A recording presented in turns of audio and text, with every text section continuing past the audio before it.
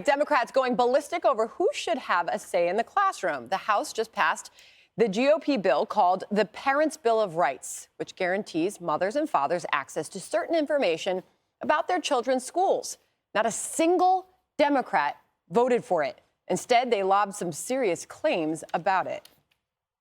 Don't we want our children to know that slavery was wrong as I fight against slavery today that still exists? Bills like this make schools more hostile, and make no mistake, it results in hate, bigotry, and yes, sometimes death of our students. We need more politicians reading books in America and fewer politicians trying to censor books in America. Extreme MAGA Republicans don't want the children of America to learn about the Holocaust. When we talk about progressive values, I can say what my progressive value is, and that is freedom over fascism. She said it, freedom over fascism. But here's what's actually inside that bill. It guarantees mothers and fathers the right to know what is being taught, bring concerns to officials, see budgets, protect privacy, and get updates about any violence happening in the school. Republicans say all they're trying to do is empower parents.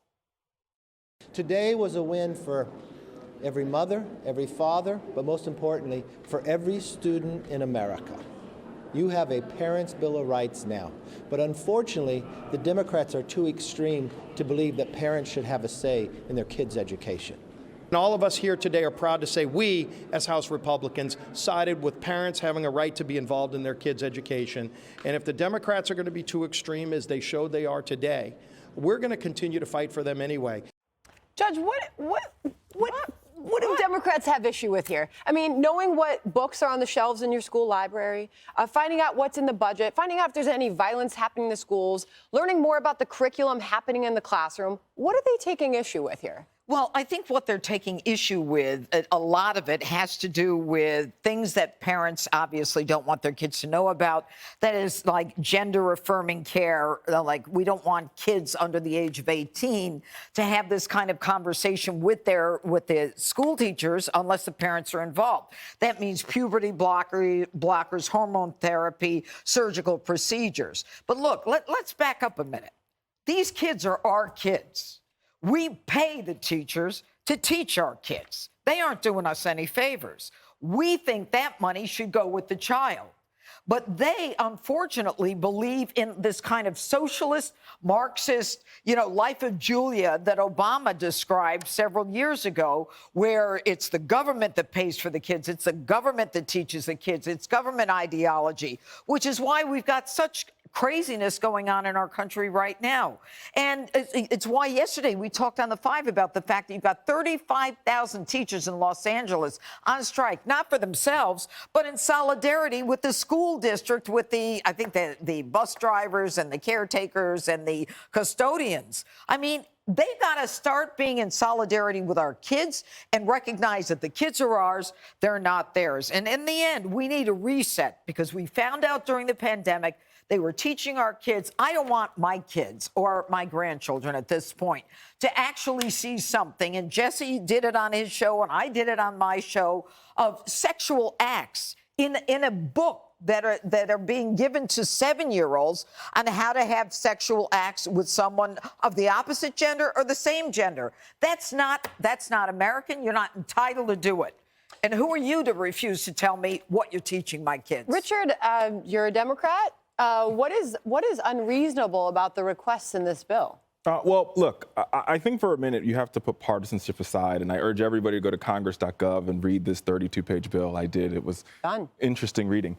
And I think it's really important you read the bill to understand what's in there, right? Because the bill there's things in the bill that I think are good. I think it's important for folks to know what the school budget is. I think it's important for folks to have a sense of what's in there. But I think what I found questionable about the bill is, one, its enforcement mechanisms, how do folks enforce this? And two, in the ideal of doing all these things, how do we plan on paying for this? Right? How are folks going to pay for it? Wow, that would be the first time Democrats asked that question. Well, no, but I mean, listen, what this bill is mandating is for small school systems, rural school districts all across the country to post all these lists, put all these things on the internet, mandating two times a year parent conferences, which I think they should do. But how do you pay for this without hiring a parent coordinator? How do you do all of these things? Okay. Richard, COVID. All right. First of all, how much does it cost to set up a parent-teacher conference? I'll do one right now.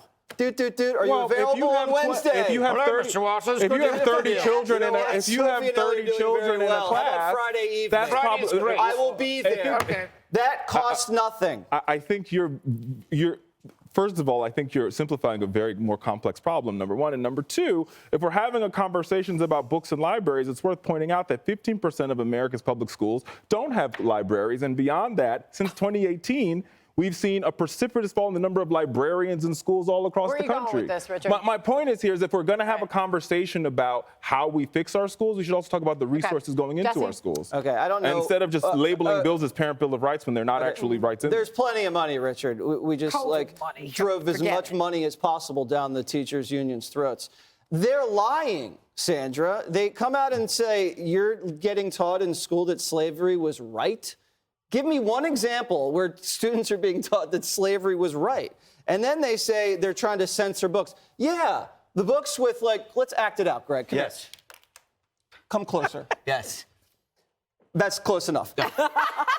Graphic sexual positions acts. Yeah, we want those books banned. So if you can show me which book is that, yeah, we'll light it on fire. Or at least put it in the adult library. Or how about this? They're not learning about the Holocaust? I mean, everybody learns about the Holocaust. So you're getting members of Congress straight up lying, and they can't even lie from their heart. They have to read the lies that their staff wrote to them. And this is why it is impossible to have a conversation with these people. Okay. Because if you're just going to lie and not get called out on it, then we can't ever move forward. Greg.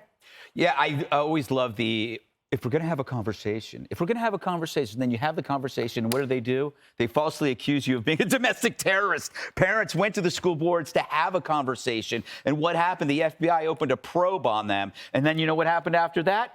Nothing. There was zero evidence of a legitimate threat. Was that reported on in the media?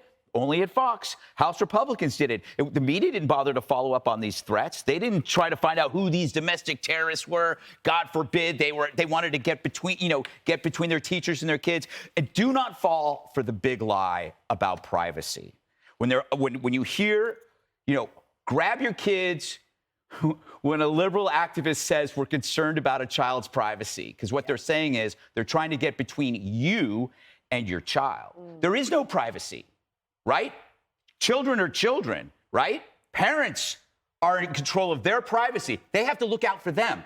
Don't pretend that like a 4-year-old is this independent being with its own privacy. I didn't get a lock on my door until I was 15. I never got one. And even then, you can still pick it with a credit card. Here's the deal, right? This is, where's my notes? It's okay. You're on a roll. I got a bet. No, it's all about age. It's all about age. By the way, it's important, not important. Okay, just right. If you're gonna school us on education, pronounce the damn T in important. All right. So here's the deal.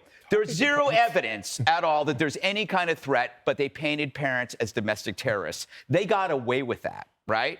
We can't let it happen again. The Republican Party is becoming the party for parents.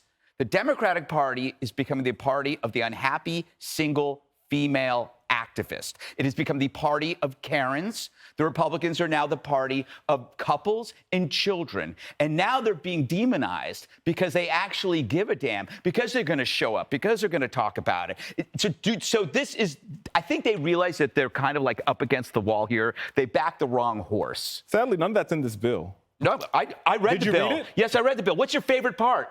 What was the most important part of it? If you believe everything you said, there's no enforcement mechanism in this bill. I believe everything I said. But there's no enforcement mechanism in this bill to make everything you said happen. Hey, Sean Hannity here. Hey, click here to subscribe to Fox News YouTube page and catch our hottest interviews and most compelling analysis. You will not get it anywhere else.